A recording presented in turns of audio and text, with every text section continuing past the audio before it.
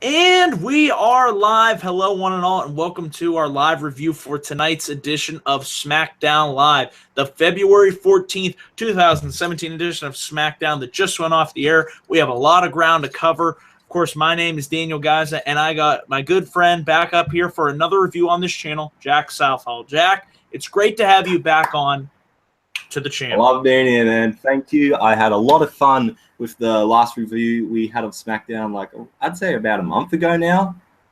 It's been quite a while, but so I'm happy to be back on this channel again. And yeah, what a good SmackDown we had, man. Really good stuff tonight. Yes, it was. And if you didn't know, in my previous video that I posted today, I also have this. I have the list of Jericho, and it is amazing. So luckily tonight, nobody went on the list. We had a good episode of SmackDown, but this list will be on my channel for future reviews. So if there's anything that I will bitch and moan about, it will be on this list. So you already see somebody's on this list, but we're not going to go there. We'll keep that for later. But all right. Taking our focus from the list to the show, what did you think about Bray Wyatt opening the show as WWE Champion? I thought it was a moment long overdue. As a huge fan of Bray Wyatt, it's just great to see him as WWE Champion. I loved it. What did you think, Jack? Oh, man. Like you said before, it's about damn time he got that fucking belt, man. You know, this dude, ever since he's got this gimmick, I'd say when he debuted in 2013, you know, he has been asking for that championship. He's been, you know, running through people, and he's had ups and downs when it comes to pushes and all that. But I feel like he's finally getting, you know, what he should have gotten ages ago, and that's the WWE title. And I feel like now it's finally his moment. And just when he came out there with the "You Deserve It" chants and all that, and the crowd were just eating it up, you know, it was a great moment for Bray. It really was, and we had Cena come down, we had Styles come down, everybody staking their claim to their rematch clauses that they were owed. We had Daniel Bryan come down, and I love it. Everything made sense in this segment. Everybody was vying for their championship match opportunity, and what did Bryan do? Make a triple threat, and that's our main event. And look at that. We don't have to have the authority figure come out and go on and on and on about welcome to SmackDown Live. No, I wonder who you're talking about. I wonder who you could possibly... And guess who's on the list? She's on this list, so don't worry. I already put her on. So, yes. First on the list. Yeah. It's like the second you got it out of the box, it's like, okay, no, Stephanie, I made sure to do that. First one, bitch. So, isn't it just nice? The focus is on the wrestlers and their issues. And I liked how this segment set up. I had no problems with it, and it led to our fantastic main event. How did you feel about how this segment transpired with Wyatt, Cena, Styles, Bryan, everything that was laid for later on in the night? Oh, it was good. It was a good way to start off the show. And like you said before, when it comes to the authority figures on SmackDown, they don't feel like they got to take up 20 minutes of the show to, you know, or having to run down a superstar to feed their ego or anything like that. It's nice to have GMs just say, you know what, it's not about us, it's about them. It's about the superstars. And that's what I love about SmackDown so much, is that it doesn't, you know, it doesn't focus on themselves so much. And, you know, Daniel Bryan, when he comes out there, he's out there to make matches. And he's out there to be important and not to waste time. So that's what I like about it. And the whole segment, you know, with Wyatt, Cena, and Styles, you know, all saying, you know, I want my rematch for the title. It makes the title look important and makes people think, oh, this is something that guys seriously want to fight for. So it elevates the title up a little bit. And so, yeah, making a triple threat match for the championship in the main event I thought was great. Absolutely. So I think we covered that fairly well. So throughout the night, what I also liked was Dean Ambrose was he was seething. He was looking for Baron Corbin. And I don't know if this reminded you of a certain movie, The Dark Knight, when the Joker, it reminded me of when the Joker was looking for Harvey Dent. Has anybody seen Harvey? I need to talk about hang on. Something small, little. And it just Dean Ambrose was looking for Baron Corbin. Jack will be right back, but I'll take over here solo, folks. So, you know, we had Baron Corbin and Dean Ambrose. I love the way that they carried over what they had, what they laid the groundwork for at the Elimination Chamber. So, Jack, as I was saying, I loved how they had Dean Ambrose pretty much acting like the Joker in a way, looking for Baron Corbin. I mean, that's what it reminded me of from The Dark Knight. I mean, that was just great stuff. Yeah. And then how they followed that up with Baron Corbin dragging Dean Ambrose out as he was scheduled to face James Ellsworth.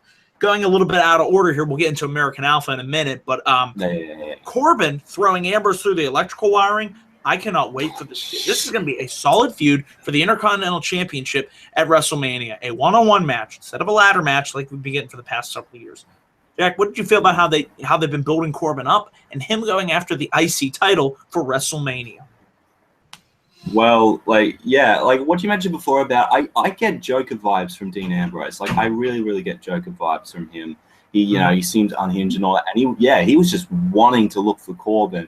And they've really done a good job of kind of building up Baron Corbin as this, great heel. And how, he, like, at Elimination Chamber, he threw Ambrose through the pod or whatever. And now here he is again throwing him into the electrical equipment of ringside before Ambrose could even have a chance to have his match against James Ellsworth. That was really, really cool to see. I'm not really sure if they will do an IC title match at WrestleMania. I mean, they could. Don't get me wrong, they could. But, them knowing WWE, they'll probably put him in like the Andre Battle Royal or something like that. But, I would really be down to see an IC title match at WrestleMania. Give the Intercontinental Championship some love at the pay-per-view, and hell, have Corbin win it. Have Corbin win the IC title and build up his credit. Because he last year he won the Andre the Giant Battle Royal, and now he's moving on this year's WrestleMania. He could be IC champion. Not a bad run for Baron. Baron's going to be a future WWE champion. Whether Miss Money in the Bank. I can see it. He could be definitely a contender for Mr. Money in the Bank. So he wins the IC title, maybe have him win Money in the Bank, WWE champion, all within 1 year. Think about that. That would be one hell of a year. You want to build a new star? That's how you do it. That's how you do it. So, they did confirm Money in the Bank tonight, right before the Triple Threat match. I think it's going to be, I forgot where it was, but I know it's going to be on June 18th. Oh, St. Louis, Missouri. So it's going to be June 18th. I think it'll be a 2 branded show. It looks like it. I think it's SmackDown exclusive, though, which I'm not a fan of. Oh, is it? Yeah. Well, it might be a dual branded pay-per-view. It should be. It could be. I think this could be their next big pay-per-view event. For both Raw and SmackDown, if they can make sense, because Money in the Bank actually means something. You win that briefcase and you instantly have a title shot in the future. So I reckon they could make it a big event. Make it the Big 5 or whatever. Yes. Have Royal Rumble, WrestleMania, Money in the Bank, some Survivor Series, and that'd be pretty cool in my opinion. So sure. Yeah, that's just what I think about that. But cool. Anything else you want to say about Corbin and Ambrose before we get into the tag title situation? All I'd like to say about this is I hope they have a really good feud going into whatever it is they have in the future. I'd say give them an IC title match and have a good one. That's all I've got. Sure. Sounds good. All right, let's talk about, we had American Alpha versus the Ascension, or as I call them, the Descension, because seriously, when have they been on? Yeah. Because seriously, that sounds about right. That's what I'm calling them from now on. It's just like, I don't know. That's a good name. I'm going to steal that, actually. I'm going to steal that. Go ahead. You. I give you permission. You can use it. But good match, but I just didn't care. I'm sorry. I am not going, no matter what you do. Yes. Fuck about the Ascension. Ever since they've come up to the main roster, what have they done? Let's be real here. What have they done? Nothing. They had a pre-show match at Mania 31. Yay. Yeah. They beat Edge Outlaws at the worst Royal Rumble in history. Fuck yeah. I'd say 2014 is probably the worst. Actually. Yeah. But the Ascension, what have they done? What do? You had a great tag team in NXT. They were good. Just the tag team, and you build them up to the main roster. What do? Let's make Demolition Road Warrior ripoffs, because we don't have plenty of them around. It's not like Powers of Pain 2.0 for this generation. Like, it's such a shame, man, because they could have been good, but I just don't care about the Ascension. They're done. There's just nothing at this point you could do. They were done the second they made it onto that roster. Onto that roster. I had hope for them. But no, down the shitter. But the complete opposite of that, American Alpha. Did you see their tag team turmoil performance? Usos kind of beat them up and all that. Yeah, the one thing that I didn't even touch on this in my review, wouldn't it have made more sense to have Alpha be the first team and last all the way to the end? Yeah. You know, it just hit me like, because Solomonster, I don't know if you listen to his podcast, he brought that point up. I need to start listening to Solomonster more. Great podcast. Yeah, but he said that. From what I heard, it was great. It just makes sense, right? Like, you want to show these guys as impressive athletes, and they didn't come out to what, the last team? They were last ones out or second? No, they were like they were one of the last teams. I think it was them. Usos and Rhino like beat them, and then Usos dominated for a bit, and then American Alpha came in and beat them. Usos got pissy and attacked them on the outside. And then I thought, like, when the Ascension came out as the last team, I thought for a split second they were going to give them the belts, and I'm like, they can't be serious, surely. And then American Alpha beats them. I'm like, yeah, that seems about right. But yeah, that would make much more sense now that I think about it. If they started and made all their way through, you know, it'd just be much better in my opinion. Sure. But out of this, I like the fact that we got the Usos after American Alpha picked up the win. You knew they were going to beat the Ascension because everybody beats the Dissension. Usos issued a challenge for the American Alpha. I would like to see this feud pick back up. It's something that we saw happen when the Usos turned heel way back in October. Kind of dropped it because of Survivor Series and whatnot. But I would like to see them get back to the Usos versus the American Alpha. It's really the only thing that I would be interested in. Think about it. With all the credible teams they have, these are the only two credible teams in the tag team division. I mean, you have Slater and Rhino, but they're breaking up soon. So, I mean, what do you think? It's going to happen. What do you think about Usos versus Alpha? Well, what else do you have, really? That's it. Than those two guys. What else do you have? Nothing. Then, I mean, yeah, he's Slater and Rhino, but they've kind of dropped ever since they dropped the belts. Breezango. Good team, but exactly. They're not credible. Yeah, Dissension, just exactly that. They've descended into nothing. What's the other team? Fucking Vaudevilles. The Vaudevilles. Exactly. You can't even remember. We can't even remember them. That just shows you how good their main roster is done. My God. But, yeah. So, yeah, Usos, I like the little promo that they cut in the Titantron area. I think they looked really cool. And they're probably going to be the next contenders for the SmackDown tag titles for sure. Sure. And, you know, before we get into the next thing, there is something that I have to put just dawned on me. You know what happens when you have a shitty tag team division? You know what happens? It's coming. SmackDown Live tag team division. No. You just made the list! Oh, no. That's it. I'm sorry. I had to do this. It's so bad. It's official, folks.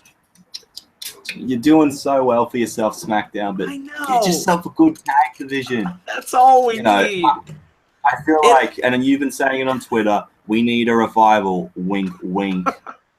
Yeah, that would be nice. I keep tweeting at them. I'm like, come on, guys, take the hint. Did you see the tweet that they posted where they were underneath the ring? And I'm They're like, trolling. They are so good at that. I love it. Good. Keep trolling us. I guarantee, if they don't debut the night after WrestleMania, or just like the SmackDown after WrestleMania, I'm gonna probably cry in a corner somewhere. But, we won't. Dude, we need them now. Perfect time for the revival debut. Oh, now even belts at Mania if you have to, or even if they're even going to have a SmackDown tag team title match at Mania. Yeah, they might not.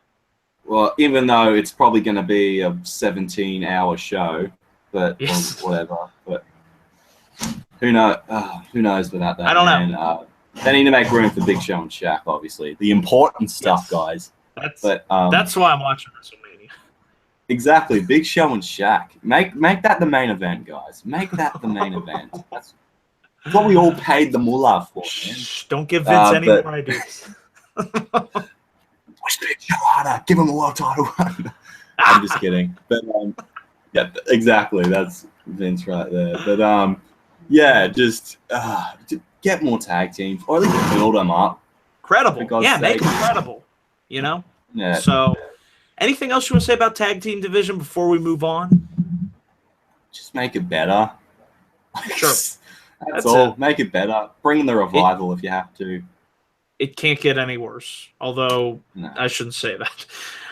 All right. Well, we had Nikki Bella and Natalya. Their issues were stemming over from Elimination Chamber. We had a pull-apart backstage segment. And you know what I like? The fact that again, and we got it. We finally got it. We got the announcement that next week, to settle this matter, it's going to be Nikki versus Natalya in the Falls Count Anywhere match. Thank you. God. It's gonna end. Well, not that it's been a bad feud, but it's like we'll finally get to see like a good ending to that. Yes. Apologies for the drills in the background, but yeah, Nikki and Natalya. This has been a fun little trashy feud. I've been enjoying. You know, Nikki and Natty have just been screaming at each other. You know, Nikki and Natty calling each other bitches all the time. And if your man wasn't married, he'd go out with me. And you know, it's just trashy fun, and I enjoy it. Yeah, it's been enjoyable. But, yeah, which is the main thing about all things in wrestling. It should be enjoyable. I knew the little, you know, fighting was going to happen because they hate each other. Daniel Bryan was trying not to flip his lid on both guys, which I don't blame him at all, and said, all right, here we go. Falls Count Anywhere next week. Should be good. Oh, it'll be that's the match that I thought we were going to get Elimination Chamber, but okay, they did the double count out. Now we're going with the Falls Count Anywhere on Tuesday. Should blow off this feud, and then we'll probably be transitioning into the rumored mixed tag match for WrestleMania, Cena and Miz. Cena and Nikki versus Miz and Maurice. So we'll see how they lay the groundwork for that. Ooh, but yeah, I'm pumped for that match. Yay. Oh yeah. Well, I'm actually intrigued. I'll give it a chance. I'm not gonna, we'll wait and see what happens if the match is even gonna happen. Yeah, it could be good. It could be good. Well, if you have Miz as a heel and the way he's been doing so far, he'll find a way to make this entertaining. And you never know. Cena might propose to Nikki. That's the rumor. Well, that would certainly be a big moment. Propose to Nikki. What a moment. And what a moment for Nikki as well. That perfect place to propose there if Cena and Nikki win, which they probably will. Yes. So we'll see how that goes down. I do not think Maurice winning that match, but yeah. But I think that's what we're going to see happen next week. Maurice might get involved. Surprisingly, no Miz on this show. So that's something to also keep in mind. There was no Miz. Yeah, probably took a day off or something. Sure. So, real quick, Dolph Ziggler was backstage. He explained why he did the attack on Apollo Crews and Kalisto. He said, pretty much sending the message that, sending the message to the new era wrestlers. He says nobody's going to replace him. Ziggler's just getting started. And if he has to eliminate an entire generation, he will do it. I like Dolph Ziggler as a heel, but I just feel like it's not really working yet because they put him up against two weak baby faces, Kalisto and Apollo Crews, and they chanted "Thank you, Ziggler" at Elimination Chamber. Jack, what do you think about Dolph and where they're going with him? I don't know. I prefer heel Ziggler over face Ziggler. Well, you can do face Ziggler well. The way WWE did it was not well, and I feel like heel Ziggler going forward could be good. I think we need to give it a little more time in order to see where he goes. Either he'll fall flat on his ass or he'll be able to make something out of this. And, his match with, Apollo Crews and Mr. Good Lucha Things, Kalisto, it was fine. Sure. And, but, yeah, and I enjoyed the viciousness he showed after this when he was smacking him with the steel chair and breaking Apollo Crews's, not breaking his ankle or whatever, but it looked like it. I didn't know how I felt about the crowd chanting "Thank you, Ziggler." Though it's like you couldn't get this crowd behind him as a face, but as soon as you turn him heel, everyone loves him. It's like, he's over, I guess. They'll do. Like, I don't know how to feel about that, but hopefully Ziggler just give him a good baby face. Yes, to work with in the future. Like, somebody. Who else have we got in the strong babyface. Ambrose is really the only guy. Ambrose is only either Ambrose, or if you have to go there, go with Cena if you want to. Turn Styles babyface. Again, yeah. Which is, I've heard about that for quite a bit now, that they might turn Styles face again, which I'm down for. Firstly, I prefer Styles over as a face than a. Yes. Like, don't get me wrong, he's a great heel, but I prefer it. He's just a babyface guy. He's so athletic, and he just puts on amazing performances. It's hard to boo the guy. Mm-hmm. Not that he's getting booed anyway as a heel. 10. Ty Dillinger. Ooh, that's a SmackDown after Mania debut. Yes. For sure. That would be a good SmackDown after Mania. Think about it. My that would friend be a really good feud. On Twitter, BSP Wrestling, shout out to him. Ty Dillinger, he's calling out, the new era. Ty Dillinger, new era guy. There you go. I mean, it's like they're laying the seeds for that, Yeah. But we'll see. Definitely. That'd be great. That'd be really great. Maybe Dolph Ziggler can, diss like he'll go on with this whole new era stuff and just diss everyone, and then Ty Dillinger just comes out, gets a huge pop from the crowd, and like confront Ziggler, and maybe they have a match at the pay-per-view after WrestleMania, which would be really good. Really good. Yeah, I would save Ty for after WrestleMania, because the card itself it's going to be really crowded. So, give him room to breathe. Yeah. So we'll see him, but, not until... There's a few guys I think could get a good call-up after Mania, I reckon. Yes. Ty, the Revival. If Shinsuke, doesn't win the belt back from Bobby Roode, I'd say don't be afraid to call him up. Sure, he's ready. I mean, he's been ready since day one. Yeah, exactly. Oh, my God. I honestly think Shinsuke Nakamura could be, if they use him correctly, if he... does the right things, he could be one of the biggest stars in the company. No doubt. I reckon. No doubt. In my opinion. All right. But you ready to talk about Mickie James versus Becky Lynch in the rematch from Elimination Chamber? I thought it was a solid match. It evens up the series. Really solid match. One win apiece, and I like the fact that Mickie did the faking of, what was it, the arm injury? It looked like, when Mickie was thrown out, or shoulder injury, excuse me, make sure I get the right body part. Yeah, shoulder injury. She was doing some acting, she was like, oh, my shoulder. And then Becky was like, goes to check on her. Mickie kicks her in the face, the Mick kick, gets the victory. So we're even up at 1 win apiece. So rubber match, I guess. That's gonna be that has to be it, surely. I'm not sure if we'll see this at Mania. If we do, it will probably be a pre-show match, knowing how Manias go. But probably in the next couple of weeks, well, we still have 6 or 7 weeks of SmackDowns to go until Mania, so they could easily have a match on SmackDown. So they'll probably have a rubber match there now they're at 1 apiece, and probably have the final match, and whoever wins this does something.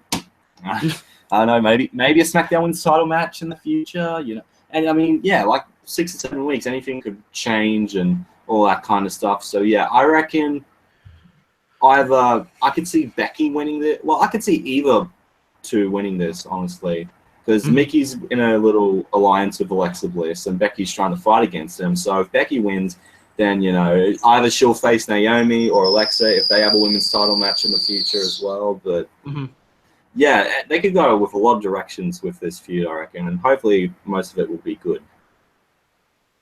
All right. Sounds good. I don't really have anything else to say except it was another good match between these two.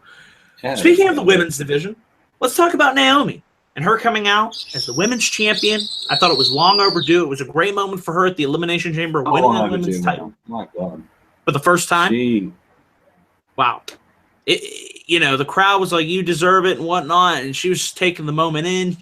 Having her have the opportunity to walk in to WrestleMania, her hometown as champion, I think that's something very nice. Naomi's been, she said it, she's been through injuries. Remember when she injured her eye and whatnot, and she's just gone through character changes and Team Bad and just poor booking. But now she's been able to put all that behind. Let's pretend Team Bad didn't happen. Because that was Let's bad. pretend that. It was bad. Yeah, no it was pun exactly intended. that. Probably the most honest name for a team I've ever heard in my life. Team Bad. It was, I don't like know. not the people in it, but just the way that was run. Just it went nowhere, and it led to nobody really getting over. But we had Alexa Bliss come out. She interrupted and pretty much said, you're making up excuses about your injury coming out of the pay-per-view. And, okay, so we can't have the title rematch this week. But she'll give you till next week. And if you're in a good mood, she'll, you give me my title opportunity, or she will snatch that title from Naomi. So Alexa Bliss laying down the challenge for her rematch against Naomi. Will we see the match next week? We'll have to see. Your thoughts, Jack, on Naomi as women's champion, Alexa Bliss, and the little back and forth that they had tonight on SmackDown? Naomi, way overdue. Way overdue. I feel like she could have won that title at least. She could have won it 2 years ago and have it been believable, honestly. But, better late than never. I'm happy that she only won this championship. I think this whole Feel the Glow kind of gimmick has kind of helped her, kind of revived her career a little bit after that dreadful Team Bad shite. The whole glow gimmick and the glow, it's cool. At first it was like, all right, but now it's really grown on me. And she had a great performance with Alexa a few nights ago at Elimination Chamber. Had a really solid match with her. Alexa, I've been really impressed with her. Ever since she's come to the main roster, she's definitely done a damn good job. And next week should be if they do have the match next week, should be very, very solid between the two, in my opinion. It'll be really interesting to see what the women's title picture will look like at WrestleMania. I'm trying to... Yeah. I don't know. And that goes with both brands as well, I reckon. Raw and SmackDown. Raw, I think, will be the Fatal 4-Way. I can probably guess that. No, Sasha, Charlotte, Bayley, Nia. Yeah. That looks to be the direction for me. SmackDown, I'm not quite sure, Maybe perhaps a six-pack challenge? I don't know. Could be. I definitely see Naomi going into Mania as champion because, they're in Florida and that's where she's from and all that. That's her hometown. So I think they want to have the hometown girl a big Mania moment. Who she faces, they could do a six-pack challenge like they did at Backlash to see who will become the champion. So it would be probably Naomi, Becky, Mickey. But then again, Nikki's going to have the match with Miz and Maurice with John Cena. So we could see two Fatal 4-Way matches for the women's title. You could do Fatal 4-Way. I don't know. I just think it's going to be multi-man, just to get multi-woman, to get a lot of women on this card. We'll see. We'll see what direction they go in. Yeah, because WWE, when it comes to WrestleMania and all that, they want to try and get the entire.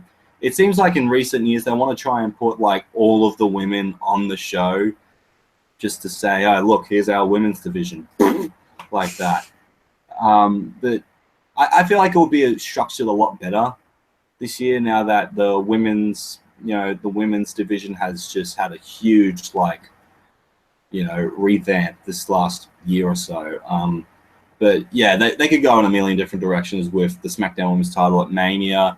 But I can definitely see Naomi walking into WrestleMania as champion and probably walking out as champion. Well, you know how hometowns and WWE go together. Usually they have them lose, so which is stupid. But it's what they do. Unless you see CM Punk, then you have a good run there. Sure. But otherwise, you're not walking out with that title. So, but she'll most likely walk in, and that's what I like. So, good stuff for Naomi. Look forward to seeing what they do with her and Alexa Bliss next week. Now, let's talk about this fucking phenomenal triple threat main event match. No pun intended. Bray Wyatt, no pun intended. John Cena and AJ Styles. And before this match could even get going, as Bray Wyatt was coming down to the ring, Luke Harper appeared and beat the shit out of Bray Wyatt. And I'm thinking, whoa, are we going to see some type of involvement with Luke Harper possibly costing Bray Wyatt the championship? That didn't happen, and we later on went to have just a great triple threat match. It was great. There was just action and near falls and Styles diving off the table on Bray Wyatt. He had to do it twice. That was a cool spot. I like that. Yeah. I'm surprised he didn't break a rib or something because, man, that looked like it hurt coming right off Wyatt. When they cut back to the commercial, when they cut back to SmackDown when he did it the first time, it looked like, and he didn't break the table, it really hurt. Yes, that looked rough. But second time with the leg drop, Styles was able to do it. Yeah, I was worried for Bray in this match. I was like, please don't have him lose the title after the first night. When Cena hit the AA on Bray and did that, I was right into that. I'm like, they can't be serious. Kicks that too. Cena's gonna win. No, I think he kicked out or AJ made the save or something, but it was close. It was very, very close. Then we had Bray connect with the Sister Abigail on John Cena, nonetheless, to pick up the victory. So, thank you for having Bray Wyatt. Victory over Cena, though. Wow, holy shit! That's something. Like, if you really think about it, like 3 years ago, he lost that feud with Cena back in 2014, and now this has kind of been his redemption almost. You know, getting a clean pin on John Cena, no bullshit, no nothing on him. It's kind of incredible. It is. WWE has just been wasting this guy for the last 2 years, and then suddenly it's like they've just clicked. Like, oh my god, this guy is great. Let's push him. Despite the fans saying that ever since he got here. Exactly. Yeah, just awesome match. So good. Man. And anything else you want to say about the match? Because I just thought it was a tremendous match from all three guys. I think we've said what needed to be said. Go check this match out, guys. It's absolutely good. Really very good. Now let's talk about the ending. Very intriguing stuff here. So we have Randy Orton, your Royal Rumble winner, come down to the ring, and he pretty much faces Bray Wyatt. They have a stare down. I'm thinking, okay, what are we going to have here? And Orton brings up the fact that I was the Royal Rumble winner, and he says as long as Bray Wyatt is the master, he refuses to fight him at WrestleMania. And Orton gets down on his knees, bows to Bray Wyatt, and pledges his undying allegiance. Wow. I did not see that coming, and I love it. That was a shocking twist of an ending. I didn't see that coming. When Orton came out there, I thought for sure when he said, I'm going to and all that kind of stuff, I was just waiting for that RKO to happen. I was like, where is it? And it didn't happen. So I'm like, shit. It's like, he has to turn on Wyatt eventually. It has to happen. Sure. But it's going to be... They can't just be going into... Yeah. I feel like it's going to be a while until he actually does it. Sure. I just love the fact that it was something you didn't see coming, and it keeps the story going, and I'm intrigued. That's the key word. I am intrigued to see where they go with Randy Orton and Bray Wyatt, and that's what you want me to be. You want me to tune in next week to see what is going to happen, and that's exactly what I can't wait to do. I thought it was a great way for this show to go off the air, and I thought this was a really, really good episode of SmackDown. I enjoyed both Raw and SmackDown this week, so... wrestling, pretty good. Yeah, really solid week. With the Chamber pay-per-view, which I thought was a great pay-per-view in my opinion. Yeah, good week for wrestling. Good week. Back to back. You know, it's hopefully the road to WrestleMania continues to be that we need a good road to WrestleMania because, in my opinion, the last 2 years have been a shitty road to WrestleMania. So we're due. Like WrestleMania 31, just the build-up to it was awful. Ugh. We ended up getting in my opinion, we got a really great show out of it. But that's just me. WrestleMania 32, the build-up was show was that. For me. Some people may not like it. I didn't think it was, in my opinion, I didn't think it was that bad, but there were some moments on the show where it's like, oh my god. Yeah, that main event for last year, like, please improve this year. Whether it be Wyatt and Orton, Lesnar and Goldberg, which will probably main event, or Taker and Reigns, whatever you do, just make it better than Roman and Triple H. That's what we're asking for. That was one of the worst main events in making history. Oh my god. I forget it because nothing happened at all. There was nothing in that match that was memorable. So, yeah. Seriously, Brian, you have to written right now? Jesus Christ. But yeah, we'll see where WWE goes with the road to WrestleMania 33. Like I said, already I feel like it's off to a good start, and hopefully they can keep the momentum going heading into the rest of this month and going into March. Hang on, I was just seeing what this phone is about. Sure. Just continue to give us good episodes of Raw and SmackDown. That's all we ask. We don't ask a lot, but that's all we want. Just These good shows, keep them coming. Keep them coming. So, sorry, but the second I go over that phone and it stops ringing. Don't you just love when that happens? Oh, it's great. But yes. Yeah, you were saying? Let's give our grades. We'll wrap things up here since we've come to the end. All right. I've come to the conclusion. I'm going to give tonight's episode, I've been debating, I'm going with a B+. I'll give this show just a solid B. Just a solid B for this show. Solid B? All right. Yeah, just a pretty damn good show. Good show. It was. Very good show. And we look forward to next week. So that's it, guys, for our SmackDown Live review. Good show this week. Great to have Jack on. Thank you once again for joining me on this channel. No problem, man. Anytime. Of course, you get a plug-in for your channel as well. Make sure, guys, to check out my channel, Jack Southall. I do pay-per-view reviews. I have a Raw review up on my channel if you want to go check it out, where I talk about Bayley winning the Women's Championship. I talk about the amazing Festival of Friendship promo between Kevin Owens and Chris Jericho. Oh, my God, that segment. Even though that made me cry for a good while, and whatever the fuck that was, that Emelina debut. I talk about all that in the little thoughts video. I have an Elimination Chamber review. I've got reviews of everything, man. I've got reviews coming out of the arse, so make sure to check that out. Check out my channel. If you want to check me out on Twitter and Instagram, it is at JackandManLol31. Also, I want to plug my Bullshit Club members, Billy Marcus TV and the 5'8". Give those guys some love. And yeah, that's all I got. All right. Thank you once again for joining me, and thank you for everyone who tuned in for this live review. Your comments were great in the live chat. Be sure to leave your comments after this video is uploaded to YouTube down below in the comment section for what you thought of SmackDown tonight. And also be sure to click my like and subscribe button for more video content coming soon to this channel. I'll be back up here later on the week with whatever I can come up with. So, yeah, great time to be a wrestling fan. We are only 46 days away from WrestleMania, and all I can say is thank you once again for tuning into this video. Jack, myself, and the list are out. See you guys. See ya.